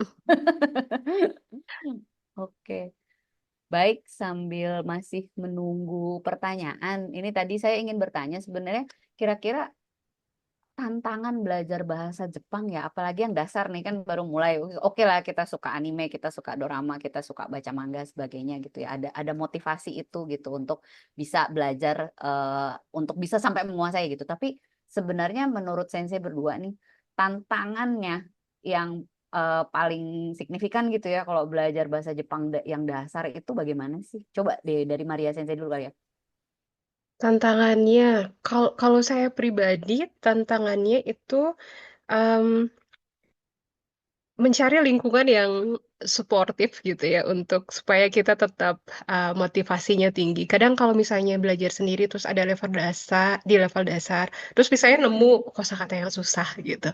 Ya itu kadang kalau saya udah males gitu ya belajarnya, udah nggak usah nggak dilanjutin gitu. Kadang seperti itu. Nah kalau saya salah satu yang susah adalah gimana menjaga tetap lingkungannya gitu ya, masih motivasinya tadi untuk belajar bahasa Jepang. Terus yang kedua, em, dulu saya tuh kesulitan kalau misalnya disuruh tadi shadowing gitu ya, shadowing. Misalnya tadi mengulangi kembali gitu ya, intonasinya seperti apa. Nah kadang-kadang kalau misalnya udah susah gitu ya, itu kalau saya dulu nggak diulang lagi gitu ya. Em, tapi kalau kalau sekarang gitu ya, kalau sekarang karena mungkin udah ketemu lingkungannya gitu ya, ketemu tips-tipsnya atau tekniknya, jadi ya mengalir begitu saja. Tapi kalau dulu pas dasar memang saya susah tadi ya untuk motivasi tetap di belajar bahasa Jepangnya agak susah. Terima kasih Maria Hmm. Sensei. Bener sih sebenarnya ya, kayaknya kalau lingkungannya kurang mendukung, kayak saya inget tuh, zaman SMA tuh Hmm. saya udah mulai belajar bahasa Jepang otodidak. Tapi Hmm. zamannya saya yang lagi populer tuh kan masih bahasa Eropa tuh ya, Ya. Jerman, Prancis. Jadi kayak nggak ada temen gitu yang apa Hmm. memahami betapa saya ingin menguasain bahasa Jepang gitu. Jadi Hmm. ketemunya justru di S1. Ya ya benar-benar. Jadi kita Hmm. perlu ya menemukan lingkungan yang suportif gitu ya, Hmm. istilahnya sevisi gitu untuk belajar gitu. Visi. Ya. Zul Sensei kira-kira tantangan yang terberat apa ya? Kalau saya sebenarnya mirip-mirip dengan Teh Maria ya, terutama tentang lingkungan. Apalagi kalau masih SMA itu kan biasanya masih suka malu-malu ya, apalagi kalau speaking gitu ya. Padahal di bahasa Iya. Jepang, belajar bahasa apapun itu sebenarnya yang penting itu kan speakingnya, outputnya ya. Nah, kalau masih SMA itu kan masih sedikit apa tidak hampir tidak ada lingkungan atau wadah untuk bicara bahasa Jepang sebanyak mungkin ya. Mungkin dengan senseinya sendiri pun senseinya juga nggak mau gitu ngobrol pakai bahasa Jepang ya. Atau dengan sesama teman lah paling nggak. Kalau teman akrab misalnya kita oke mulai sekarang kita belajar pakai bahasa Jepang misalnya janjian kayak gitu. Nggak harus seharian misalnya 30 menit doang kayak gitu. Nah, kita ini lingkungan yang benar-benar full bahasa Jepang itu menurut saya adalah tantangan ya. Tapi ya tentu saja kalau bisa ada lingkungannya tapi kosakatanya juga kurang itu juga tantangan sih. Jadi Hmm. bagaimana walaupun masih benar-benar dasar kita itu mampu mempertahankan niatan niatan untuk terus belajar bahasa Jepang, ingin meningkatkan bahasa Jepang lebih baik. Menurut saya itu sih tantangannya ya. Ya, konsisten mempertahankan Konsisten. niat itu juga perjuangan ya sebenarnya ya. Baik, kebetulan nih sudah ada dua pertanyaan ya di chat akan saya bacakan ya. Yang pertama dari Vian Kasang. Jadi ingin bertanya nih kepada mungkin salah satu sensei yang bisa menjawab ya. Izin bertanya, bener gak sih kalau bahasa Osaka dan Tokyo itu beda? Hmm. Kalau benar, boleh dijelaskan nggak? Kira-kira entah siapa yang mau menjawab. Saya Maria Sensei mungkin? Atau siapa? Iya, boleh. Boleh, apa Maria Sensei aja ya. Coba. Atau, jadi bahasa kita kalau di Indonesia itu kan ada istilahnya bahasa daerah ya. Jadi ada bahasa Jawa, ada bahasa Sunda, ada bahasa Indonesia itu memang secara kosakata itu beda-beda. Nah, kalau di Jepang itu kita bilangnya bukan bahasa ya, tapi kita bilangnya dialek di sini, Hokeng. Jadi dia tidak 100% semuanya beda, tidak 100% semuanya sama, cuman ada beberapa kosakata tertentu yang dia berbeda ya. Jadi yang minasang pelajari bahasa Jepang itu adalah bahasa Jepang standar ya. Bahasa Jepang standar itu adalah bahasa yang digunakan di Tokyo ya. Nah, untuk Osaka tentu saja itu sudah masuk ke dialek ya, dialek Osaka. Jadi misalnya kalau minasang nonton anime ada yang bilang oh kini kayak gitu itu artinya terima kasih tapi dalam bahasa dalam dialek Osaka ya. Sementara kalau dalam standar atau yang minasang pelajari adalah arigato gozaimasu. Jadi contohnya seperti itu. Oke, Maria Sensei apa mau menambahkan? Oke, saya kira tadi cukup ya dari penjelasan dari Enzo Sensei ya karena tadi Tokyo itu biasanya bahasa Jepangnya yang standar yang kita pakai sekarang yang kita pelajari gitu ya itu pakai standarnya tadi bahasa Jepang Tokyo Hyojungo-nya. Tapi kalau Osaka tadi ada perbedaan mungkin sedikit di kosakatanya gitu ya. Eh, Seperti itu. Iya, bener ya. Kadang-kadang kalau mahasiswa kita juga habis pulang Ryugaku ya, habis exchange, Hmm, kalau mereka yang nggak di Tokyo tuh bilang iya tuh ngedengerin kalau apa suka pakai dialek itu mereka bingung ya, apa sumimasen jadi ditanya lagi gitu ya. Tapi menarik ya memang dialek-dialek itu. Kita di Hiroshima juga ada ya. ya Kayak ada bingung itu tawang-tawang apa kayak oh ya todokanai. Todokan Jakeng, Jakeng. Jake, jake, jake gitu. Menarik sih sebenarnya. Jakeng. Oke. Ada pertanyaan lagi nih dari Rafli Sang. Ingin bertanya, ada rekomendasi film anime lain yang cocok nggak untuk belajar bahasa Jepang selain Ghibli gitu? Oke, mungkin dari Maria Sensei dulu kali ya. Iya, em, ada tadi Nichijo, ya Nichijo itu salah satu yang menurut saya rekomendasi gitu ya untuk belajar bahasa Jepang. Terus ini mungkin anime lama gitu ya, tapi saya waktu itu juga direkomendasikan sama salah satu sensei di Fakultas Educationnya Hirodai. Katanya kalau misalnya orang pembelajar dasar gitu ya, itu bisa belajar dari animenya Sazae-san.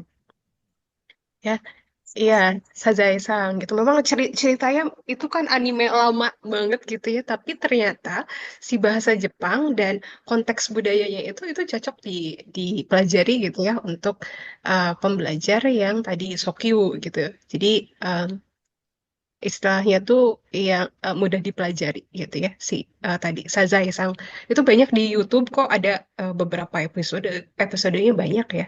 Tapi dicari saja Sazae Sang ya ini saya coba tulis Sazae Sang ya anime lama tapi ya menurut sensei yang di educationnya Hirode itu salah satu yang direkomendasikan ya.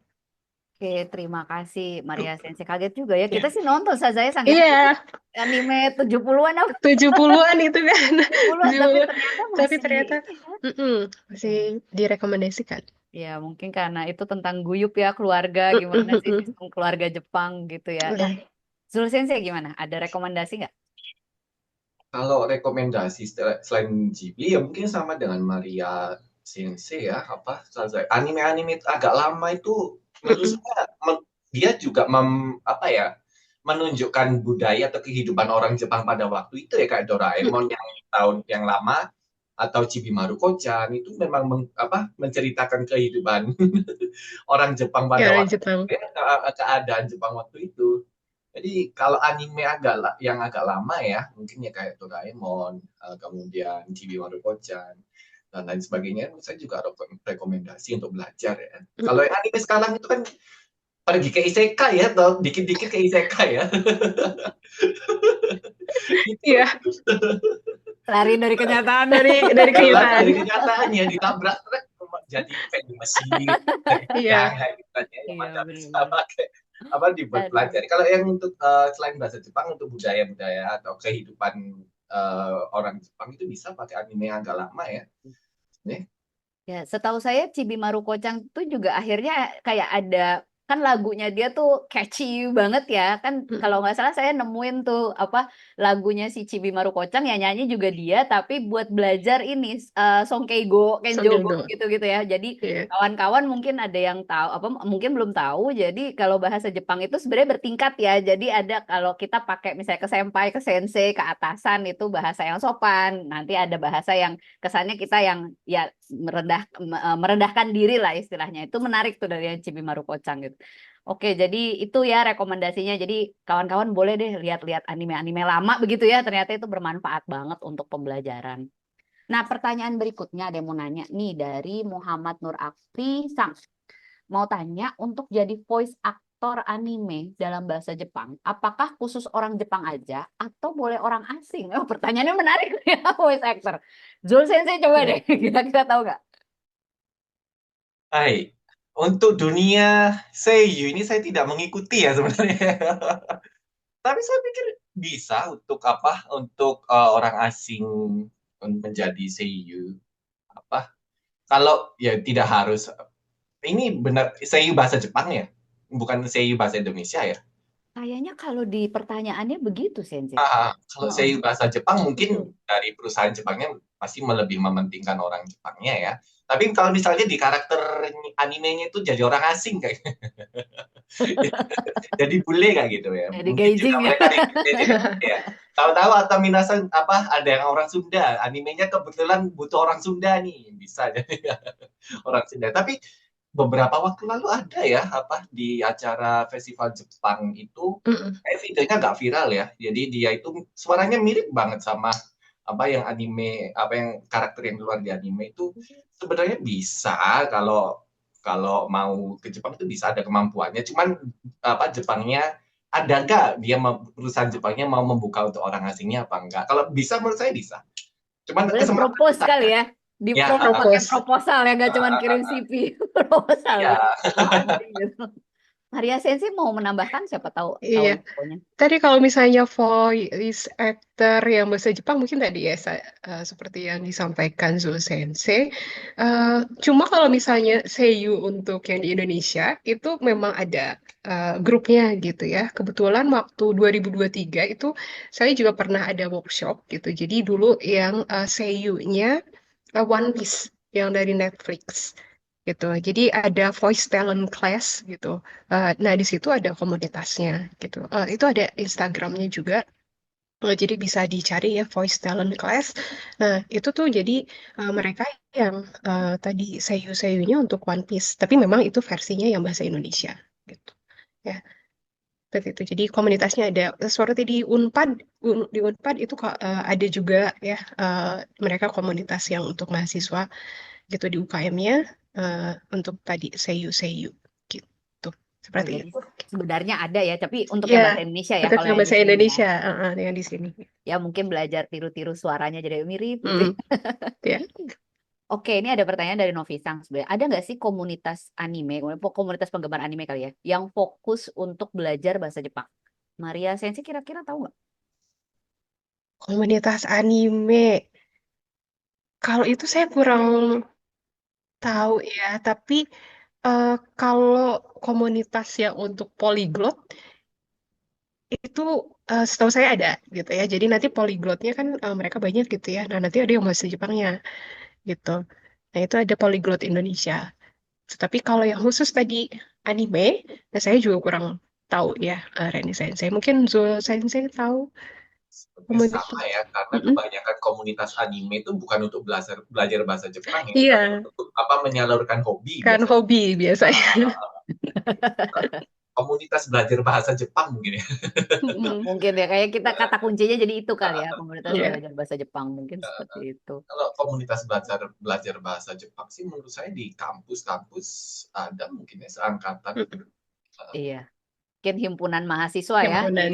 di UI juga ada ya divisi Mm-mm. belajar gitu. Biasanya mereka Iya. aktif tuh mendekati UTS, UAS sudah tanggung jawabnya ngawasin adik-adiknya juga.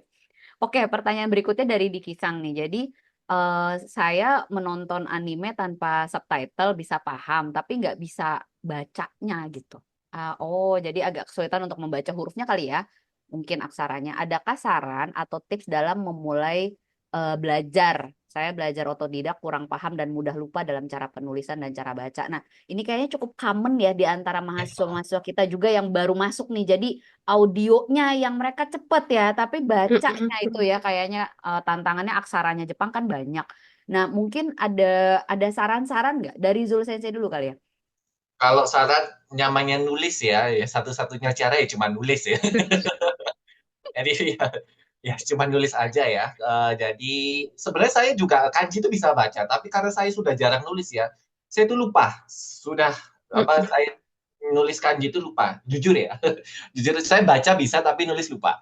Jadi kalau cara penulisan mau nggak mau harus belajar ya. Ini ada buku kalau Minasem sudah mahasiswa itu biasanya dari universitas sudah menyediakan buku untuk belajarnya ya dari yang paling dasar. Jadi jangan tahu-tahu belajar kanji yang susah ya. Yang belajar kanji yang mudah dulu kayak kanjinya gunung, kanjinya Gunung. sawah kayak gitu ya, kanjinya sungai kayak gitu ya. Jadi mau nggak mau harus ditulis. Kalau aplikasinya itu saya lupa namanya, tapi dia itu ada kayak note. Jadi kita nulis kanjinya atau hurufnya dulu, nanti itu kita dikasih tebak-tebakan ini kanjinya ini bacanya apa kayak itu. Itu ada. Tapi saya lupa sama aplikasinya Memo apa gitu. Ada aplikasinya. Kanji tun bukan, Sensei? Mungkin ya. Ya. Maria Sensei ada tambahan saran lain? Kalau untuk penulis, ya saya juga tadi sependapat sama Zul Sensei gitu ya. Sama saya juga ya kalau nulis kanji itu lupa karena sekarang seringnya pakai PC kan, gitu ya ngetik gitu. Udah digital, ya salah satu memang ya caranya adalah tadi langsung ditulis gitu. Kalau teman saya tuh ada, jadi dia tuh suka nonton kayak dorama sama reality show-nya Jepang gitu. Nah dia tuh ngefans sama salah satu aktor ya. Jadi dia nulis uh, segala sesuatu yang berhubungan sama aktornya itu. Dia tulis mulai dari namanya pakai kanji, terus dia tinggal di mana, doramanya apa gitu. Jadi dia tulis, terus yang misalnya muncul di tadi di dorama-dorama, dia tulis semua tuh si nama-nama pemainnya gitu. Nah, jadi salah satunya ya kalau teman saya gitu ya, kalau saya nulis kayak manual gitu ya, tapi aplikasi-aplikasi gitu. Iya, benar-benar. Iya.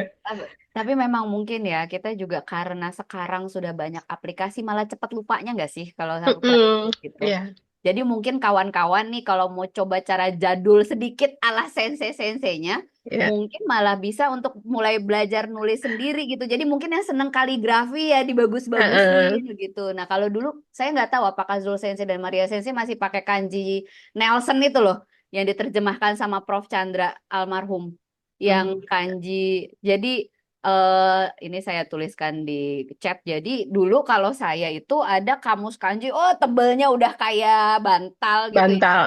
Tapi itu tuh juga kita ngajar untuk nulis busuknya itu loh. Jadi apa? Kalau Hmm. kalau misalnya ini air, jadi kalau saya lihat kanji baru langsung tahu dia butuh berapa stroke-nya. Jadi cara ngitung stroke-nya gimana dan itu seru sih sebenarnya gitu. Bahkan teman saya ada loh yang mengembangkan kanji sendiri. Jadi dia iseng dia bikin huruf kanji sendiri gitu untuk bilang untuk mewakili kata apa gitu ya namanya buat main-main gitu ya. Ini saya tuliskan di chat. Jadi siapa tahu kawan-kawan kalau misalnya ada yang mengalami kesulitan dalam menulis atau membaca ya sebenarnya memang karena itu huruf ya mau nggak mau memang kitanya mesti rajin nulis juga sih gitu ya. Oke, saya untuk pertanyaan berikutnya ya. Oh ya, tadi ada pertanyaan untuk belajar tulisan kanji pakai aplikasi apa? Baru tadi ngomong balik ke zaman dulu, tapi mungkin Iya. untuk aplikasi tulisan kanji ada rekomendasi nggak? Tadi Kanjitun itu Itu ya, mm-mm. Kanjitun menurut saya cukup bagus. mungkin boleh dituliskan. Udah dituliskan Ya, belum? ditulis oleh Kanjitun. Dituliskan mungkin ya untuk referensi gitu. Pak. Oke. Oh ya ada dari Yuki Sang ya, Yuki Sang Kanjitun. Oke, ya terima kasih atas jawabannya juga. Nah, pertanyaan berikutnya dari Rahmalia Sang. Sebentar, saya bacakan karena agak panjang. Jadi, Rahmalia Sang ingin berbagi pengalaman nih. Jadi, sering belajar lewat lagu. Dari lirik yang saya baca, saya tulis di buku. Dan cari tahu Iya. penggunaan kalimatnya di tata bahasa. Dan membantu bagi saya yang sedang mempelajari bumpo di kehidupan pelajaran kuliah.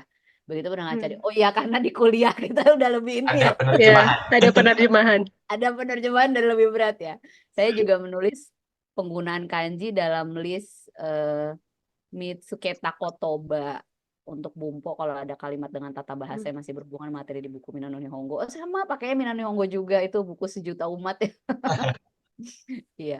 Atau mungkin gini kali kawan-kawan, kalau tadi kan Rahmalia Sang jadi liriknya dibaca terus ditulis. Mungkin kalau mau ngetes ya dia ngomong apa audio, terus kita coba tuliskan itu bisa juga sih namanya juga untuk berlatih gitu. Oke, berikutnya pertanyaan membiasakan kanji. Membiasakan mungkin membiasakan membaca kanji kali ya karena ingin daftar beasiswa Max. Udah ada tujuannya nih. Saran-saran dari Maria Sensei dulu mungkin. Membiasakan kanji ya. Hmm. Karena Max itu memang soalnya banyaknya nulis gitu ya. Kanjinya gitu dia berlevel-level gitu. Tadi ya kalau kalau saya dulu ya masih manual yang nulis seperti biasa gitu ya. Jadi saya tulis sampai misalnya satu kanji itu misalnya 20 gitu ya. 20. Nah, terus itu misalnya setiap hari gitu. Karena dulu saya belajar kanjinya selain dari baca, kalau saya itu dari nulis. Itu paling cepatnya dari situ. Tuh, jadi tadi ya masih masih old school mungkin ya, tapi itu eh iya gak cepat lupa gitu. Kalau saya dulu rasanya gitu seperti itu. Zul Sensei gimana? Kalau membiasakan. Mungkin mirip dengan Maria Sensei ya. Yang pertama kalau membiasakan kanji, kalau mau benar-benar hafal cara tulisnya ya memang harus ditulis ya. Kalau membiasakan kanji itu maksudnya untuk baca dan lain sebagainya itu bisa lewat. Kalau saya dulu pakai novel ya, saya baca novel Mm-mm, mm-mm. Ya. novel bahasa Jepang itu kanjinya itu dia ada yang biasanya ada furigananya, ada yang nggak pakai ya. Jadi kalau misalnya nggak tahu kanjinya ya saya tulis mau nggak mau harus saya tulis di aplikasi. Biar apa kanjinya keluar ya. Hmm. Itu bisa lewat novel, lewat manga juga. Manga juga Tapi bisa. manga itu dia hampir semuanya pasti ada furigananya ya biasanya. Iya, Nah, kalau mau ngetes kemampuan ya pakai novel biasanya. Mm-mm. iya ya, soalnya kanji Iya, udah agak kelas berat sih. iya.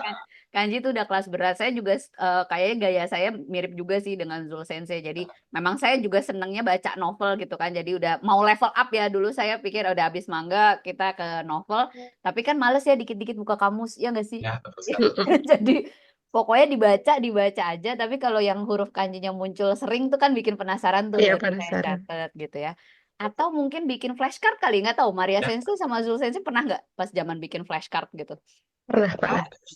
Nah itu juga ya kayaknya kita tiap hari Flashcard yang dari coba. Daiso itu. Iya, atau bikin sendiri gitu ya, Iya karton tuh. dipotong-potong Iya. sehari 5 nanti dihafal, nanti kayak main kartu kayak gitu-gitu sih. Mm. Kalau dari kami ya, tapi kan kami agak old school nih. ya old school ya. Mungkin Nah, kalau Iya, yang old school. agak sekarang mungkin Netflix itu kan juga dia sudah ada Iya, subtitle subtitle-nya. iya. bahasa Mm-mm. Jepangnya itu juga bisa buat belajar kanji menurut saya. Iya, betul betul. Ada pertanyaan dari di Kisang. Jadi untuk tujuannya kalau kerja di Jepang. Nah, kalau mau kerja di Jepang, minimal tuh penguasaan bahasa Jepang di tingkat berapa ya? Dan skill apa yang biasanya dibutuhkan? Ya, mungkin level JLPT kali ya, kira-kira tuh yang memungkinkan bisa kerja, paham instruksi, yang gitu-gitu loh. Kayaknya kira-kira level berapa ya? Maria Sensei? Biasanya kalau tergantung nanti kita kerjanya di industri mana ya, Reni Sensei. Tapi secara umum biasanya levelnya N3 ya. Kalau misalnya mau tadi berkomunikasi ya sehari-hari dengan mungkin level penguasaan nulis kan kadang kalau misalnya di kantor harus ada email dan lain-lain itu di N3. Ya, tapi kalau misalnya yang kerjanya kayak sekarang di Tokyo Gino gitu kan ya, itu N4 biasanya, tapi lebih baik itu di N3 ya standarnya. Zul Sensei mungkin ada yang mau Hmm. ditambahkan?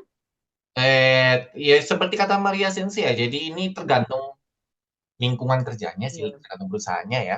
Mm-mm. Kalau misalnya kayak lewat LPK itu kan ya, itu kayak kerja di pabrik, kerja di perkebunan, di pertanian, ya itu level N4, N3 lah ya.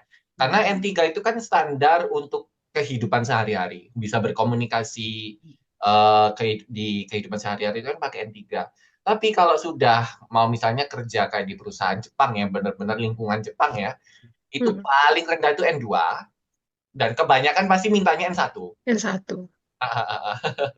Jadi tergantung lingkungannya ya. Jadi kalau apa Mm-mm. yang kayak di LPK yang kerjanya sedikit berat ya, kayak di Gemba, di pabrik, di perkebunan dan sebagainya, cukup yang level N3. Jadi yang untuk kehidupan sehari-hari, kalau yang benar-benar harus pakai komputer, yang harus rapat, yang harus apa jadi penerjemah dan sebagainya itu N2 N1.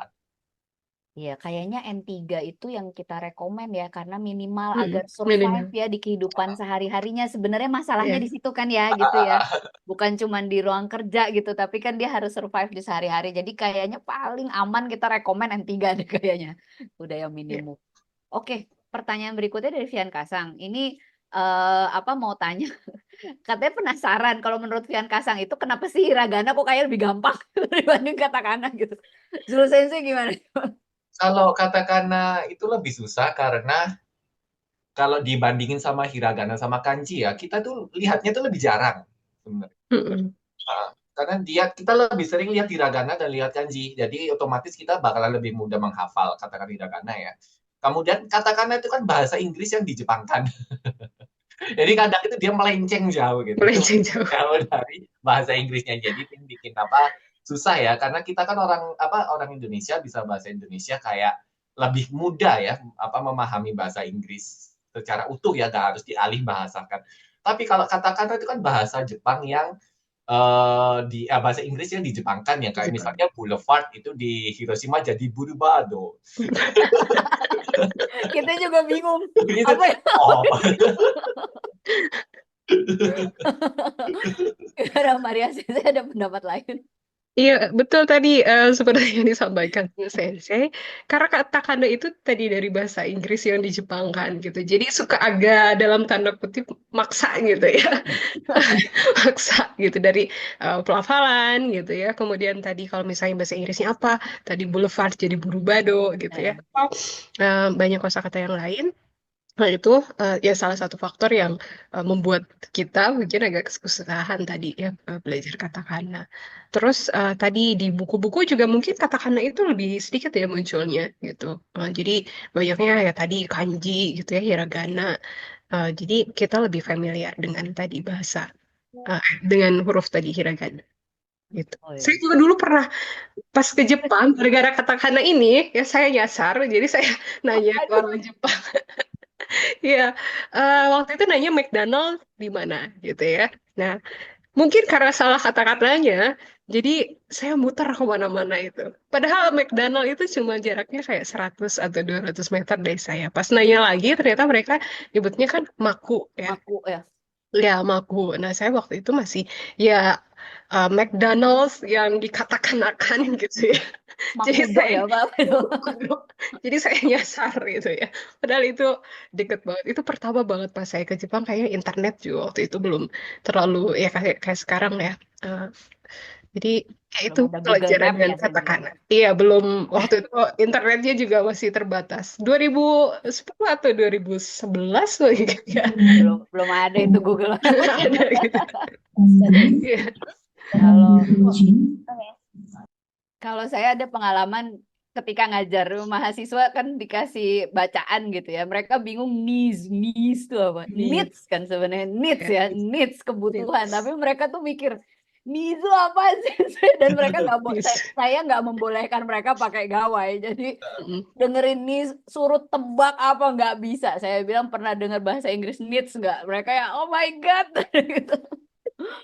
Tapi seru ya sebenarnya Iya. katakana tuh juga seru ya karena itu dia kan serapan untuk asing gitu ya istilahnya ya. Baik, bagaimana? Apakah masih ada yang ingin berbagi? Kalau misalnya tidak, ini kita sampai di penghujung acara. Jadi terima kasih banyak untuk Maria Sensei, untuk Zul Sensei yang sudah berbagi. Isinya tuh padat banget informasinya. Bahkan gak cuma tentang belajar bahasa Jepang dasar ya, tapi gimana caranya kita bisa ke Hirodai. Jadi kawan-kawan juga bagi yang apa pegang cita-cita yang tinggi, kami ini udah lulusan, kami sudah merasakan bagaimana sistem pendidikan yang berkualitas di Hirodai gitu. Jadi bagi yang bercita-cita tinggi, ayolah ya, setelah belajar bahasa Jepang kita level up lagi gitu ya agar bisa lanjut sekolah di Hirodai. Baik, terima kasih. Saya kembalikan dulu ke MC mungkin ya. Silakan Eiko-san. Oke, terima kasih Kak Reni Sensei, Zo Sensei, Maria Sensei. Sebelum saya tutup, mungkin ada sedikit dari Kak Novi. Ya, ya, terima kasih banyak. Aduh, saya menikmati sekali ini obrolannya. Berasa nonton podcast nih, seru banget. Enjoy ya, nggak berasa ternyata udah 11.30 nih.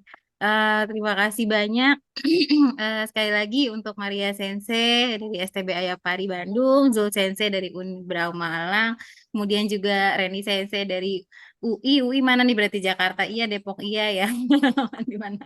Lalu juga saya dapat info bahwa ada juga dari JST ya, Japan Science and Technology, Haramika-san also join this webinar today. Thank you for joining. We hope that you will join future events of Huawei also. Thank you. Terus tentu Maeda Sensei, again for your support. Thank you very much. Terus Eiko selalu yang sudah mempersiapkan segala sesuatunya. Terus juga Ibu Bapak guru dari SMA Negeri 78 ya, ada Bu Nisa, Pak Emery, Pak Ganang atau Bapak Ibu yang lain. Terus juga adik-adik siswa SMA N 78 ini luar biasa aktif ya dari tadi bukan salah satu beberapa dari yang aktif bertanya dan menjawab di chat ini adalah adik-adik dari SMA Negeri 78. Terima kasih banyak. Terus peserta yang lain juga ya, adik-adik SMA yang lain atau mungkin juga para yang sekarang mahasiswa atau yang niat bekerja ke Jepang dan tentu para alumni yang juga gabung. Jadi, tadi menarik sekali ya bisa belajar itu dengan berbagai cara, bisa termasuk dengan nonton. Jadi itu enjoyable ya, belajar yang menyenangkan begitu. Dan kadang mungkin lebih nempel daripada baca buku gitu ya. Tapi tentu tetap harus saling melengkapi gitu ya. Tadi poin utamanya adalah konsistensi ya, kata para sensei ini adalah konsistensi itu yang paling berat. Dan untuk khususnya ini karena pesertanya kebanyakan anak SMA, ini waktunya masih panjang kalian. Masih sangat panjang. Saya tahu ada teman-teman saya yang konsisten belajar 2 tahun, 5 tahun itu sangat cukup untuk bisa fasih dulu gitu ya. Nanti sepanjang waktu saya percaya juga para sensei terus-terus belajar kan ya.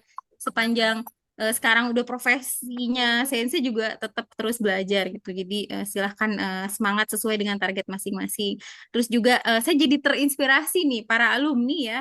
Para alumni Hiroshima University ini juga perlu mempertahankan gitu. Yang ingin mempertahankan dan terus belajar bahasa Jepangnya itu juga terinspirasi nih hari ini untuk bisa nonton anime atau yang terpikir adalah bisa video call mungkin ya dengan teman lamanya dulu waktu di Jepang untuk ngobrol-ngobrol atau dengan Maeda Sensei mungkin atau dengan siapa lah yang teman yang dikenal itu yang bisa bahasa Jepang itu sebenarnya bisa ya untuk juga mempertahankan dan mengimprove bahasa Jepang karena kebanyakan teman-teman alumni Hiroshima University ini kan terutama yang S2 S3 masuk programnya bahasa Inggris.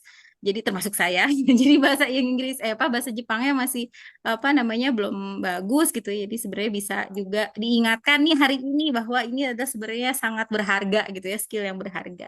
Oke, luar biasa ilmunya. Semoga menjadi berkah ini bagi Maria Sensei, Zul Sensei, dan Reni Sensei. Terima kasih seterusnya. Mohon dukungannya ya untuk Huai dan untuk rekan-rekan semua yang hadir. Kita bisa bantu carikan ya, misalnya ada ide kegiatan apa, kita bisa bantu carikan jaringannya via jaringan alumni Huai yang tersebar di seluruh Indonesia ataupun bahkan di luar ya. Di Jepang juga kita ada banyak alumni yang ada di sana. Mungkin begitu dan jangan lupa follow sosmed Instagram Huai dan order merchandise-nya. Mungkin itu pesan terakhir dari saya. Sekali lagi terima kasih banyak. Semoga bermanfaat. Assalamualaikum warahmatullahi wabarakatuh. Waalaikumsalam warahmatullahi wabarakatuh. Oke, Terima thank kasih you, Terima semuanya. kasih. Terima kasih, Kasih. terima kasih, Terima kasih. Oh, Maeda Sensei's voice. terima kasih. Oke, terima kasih Maria Sensei, Zul Sensei yang sudah memberikan banyak wawasan untuk hari ini. Terus terima kasih kepada Reni Sensei yang udah menjadi moderator. Terima kasih juga kepada semuanya, terus kepada siswa-siswa 78, Seman 78, kepada alumni yang juga udah ikut webinar. Ya, kami berterima kasih atas antusiasme hari ini. Sampai jumpa di webinar Huawei berikutnya. Oke, terima kasih. Happy Oke, weekend. Happy Enjoy the thank you, rest of thank you so weekend. much, thank you so much. Thank you. Bye-bye. See Bye you. bye. Makasih ya. Oke, Terima kasih, Sensei. Oke, bye bye-bye. bye. Teresa, bye-bye.